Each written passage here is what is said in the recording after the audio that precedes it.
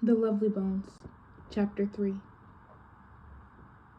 The odd thing about Earth was that we saw when we looked down. Besides the initial view that you might suspect, the old ants from the skyscraper phenomenon, there were souls leaving bodies all over the world. Holly and I could be scanning Earth, alighting on one scene or another for a second or two, waiting for the unexpected in the most mundane moment.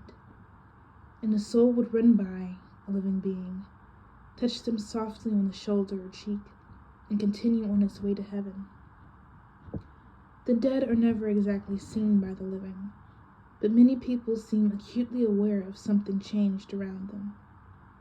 They speak of a chill in the air. The mates of the deceased wake from dreams and see a figure standing at the end of their bed, or in a doorway, or boarding, phantom-like, a city bus. On my way out of Earth, I touched a girl named Ruth. She went to my school, but we'd never been close. She was standing in my path that night when my soul shrieked out of Earth. I could not help but graze her. Once released from life, having lost it in such violence, I couldn't calculate my steps. I didn't have time for contemplation. In violence, it is the getting away that you concentrate on. When you begin to go over the edge, life receding from you as a boat recedes inevitably from the shore, you hold on to death tightly, like a rope that will transport you, and you swing out on it, hoping only to land away from where you are. Like a phone call from the jail cell, I brushed by Ruth Connors. Wrong number. Accidental call. I saw her standing there near Mr. Bott's red and rusted Fiat. When I streaked by her, my hand leapt out to touch her, touch the last face, feel the last connection to Earth in this not-so-standard issue teenage girl. On the morning of December 7th, Ruth complained to her mother about having a dream that seemed too real to be a dream. When her mother asked her what she meant, Ruth said, "I was crossing through the faculty parking lot. Suddenly, down out of the soccer field, I saw a pale running ghost coming toward me." Mrs. Connor stirred up the hardening oatmeal in its pot. She watched her daughter gesticulating with the long, thin fingers of her hands she had inherited from her father. "It was female. I could sense that," Ruth said. "It flew up out of the field. Its eyes were hollow. It had a thin, white veil over its body as light as cheesecloth. I could see its face through it, the features coming up through it, the nose, the eyes, the face, the hair." Her mother took the oatmeal off the stove and lowered the flame. "Ruth," she said, "you're letting your imagination get the best of you." Ruth took the cue to shut up. She did not mention the dream that was not a dream again. Even 10 days later, when the story of my death began to travel through the halls of the school, receiving add-on nuances, as all good horror stories do. They were hard-pressed, my peers, to make the horror any more horrible than it was. But the details were still missing. The what and when and who became hollow bowls to fill with their conjectures. Devil worship, midnight, racing. Try as I might, I could not point Ruth strongly enough to what no one had found, my silver charm bracelet. I thought it might help her. It lay exposed, waiting for a hand to reach out, a hand that would recognize it and think, clue. But it was no longer in the cornfield. Ruth began writing poetry. If her mother or her more approachable teachers did not want to hear the darker reality she had experienced, she would cloak this reality in poetry. How I wished Ruth could have gone to my family and talked to them. In all likelihood, no one but my sister would have even known her name. Ruth was the girl who had gotten chosen next to last in gym. She was the girl who, when a volleyball sailed in her direction, cowered where she stood, where the ball hit the gymnasium floor beside her, and her teammates and the gym teacher tried hard not to groan. As my mother sat in the straight-backed chair in our hallway, watching my father run in and out of his various errands of responsibility, he would now be hyper-aware of the movements and the whereabouts of his young son, of his wife, and of his remaining daughter. Ruth took our accidental meeting in the school parking lot and went underground. She went through old yearbooks and found my class photos, as well as any activity photos like Chem Club, and cut them out with her mother's swan-shaped embroidery scissors. Even as her obsession grew, I remained wary of her, until that last week before Christmas, when she saw something in the hallways of our school. It was my friend Clarissa and Brian Nelson. I dubbed Brian the Scarecrow, because even though he had incredible shoulders that all girls mooned over, his face reminded me of a burlap sack stuffed with straw. He wore a floppy leather hippie hat and smoked hand-rolled cigarettes in the student smoking lounge. According to my mother, Clarissa's penchant for baby blue eyeshadow was an early warning sign, but I'd always liked her just for this reason. She did things I wasn't allowed to do. She lightened her long hair, she wore platform shoes, she smoked cigarettes after school. Ruth came upon the two of them, but they didn't see her.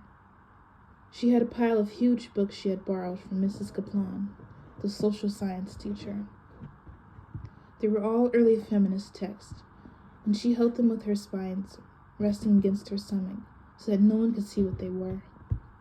Her father, a building contractor, had made her a gift of 2 super strong elastic book bands.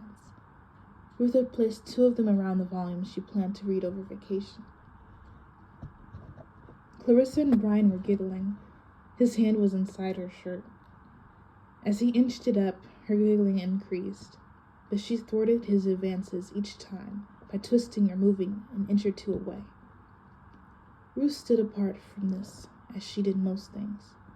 She would have passed it in her usual manner, head down, eyes averted, but everyone knew Clarissa had been my friend, so she watched. "Come on, honey," Brian said. "Just a little mound of love. Just one." I noticed Ruth's lip curl in disgust. Mine was curling up in heaven. "Brian, I can't. Not here." "How about out in the cornfield?" he whispered. Clarissa giggled nervously, but nuzzled the space between his neck and shoulder. For now, she would deny him. After that, Clarissa's locker was burgled. Gone were her scrapbook, random photos stuck to the inside of her locker, and Brian's stash of marijuana, which he had hidden there without Clarissa's knowledge. Ruth, who had never been high, spent that night emptying out the tobacco from her mother's long brown Moore 100s, stuffing them with pot. She sat in the stool shed with a flashlight, looking at photos of me and smoking more grass than even the potheads at school could suck down. Mrs. Connors, standing at the kitchen window doing dishes, caught a whiff of the scent coming from the tool shed. "I think Ruth is making friends at school," she said to her husband, who sat over his copy of the Evening Bulletin with a cup of coffee. At the end of his workday, he was too tired to even speculate. "Good," he said. "Maybe there's hope for her yet." "Always," he said. When Ruth tottered in later that night, her eyes bleary from using the flashlight and from the 8 more cigarettes she'd smoked, her mother greeted her with a smile and told her there was blueberry pie in the kitchen. It took a few days and some non-Susie Salmon-focused research, but Ruth discovered why she had been eating the entire pie in one sitting. The air in my heaven often smelled like skunk, just a hint of it. It was the smell that I had always loved on Earth. When I breathed it in, I could feel the scent as well as smell it. It was the animal's fear and power mixed together to form a pungent, lingering musk. In Franny's heaven, it smelled like pure grade A tobacco. In Holly's, it smelled like kumquats. I would sit whole days and nights in the gazebo and watch.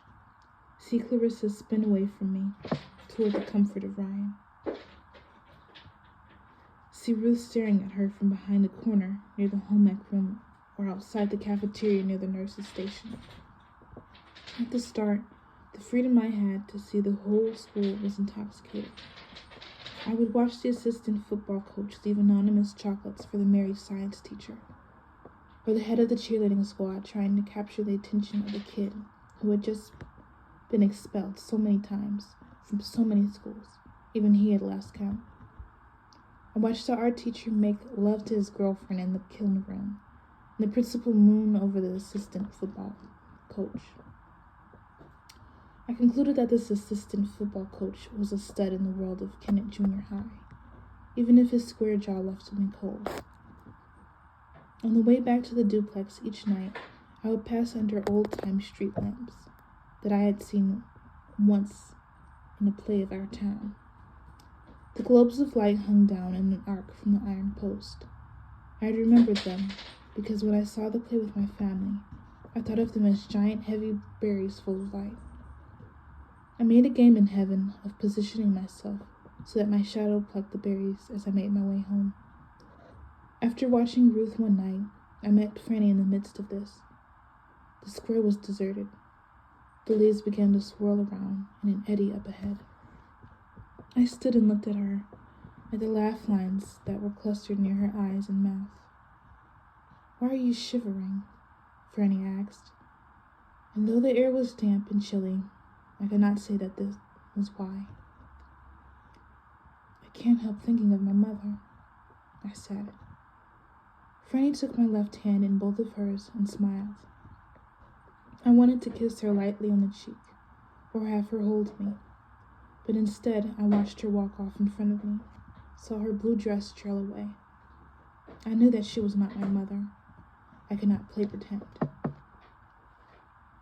I turned around and went back to the gazebo. I felt the moist air lace its way up along my legs and arms, lifting ever so slightly at the ends of my hair. I thought of spider webs in the morning, how they had small jewels of dew, how, with the light movement of the wrist, I used to destroy them without thinking. On the morning of my 11th birthday, I had woken up very early. No one else was up, or so I thought. I crept downstairs and looked into the dining room, where I assured my presence would be, but there was nothing there. Same table as yesterday. But as I turned around, I saw it lying on my mother's desk in the living room. The fancy desk with an always clean surface.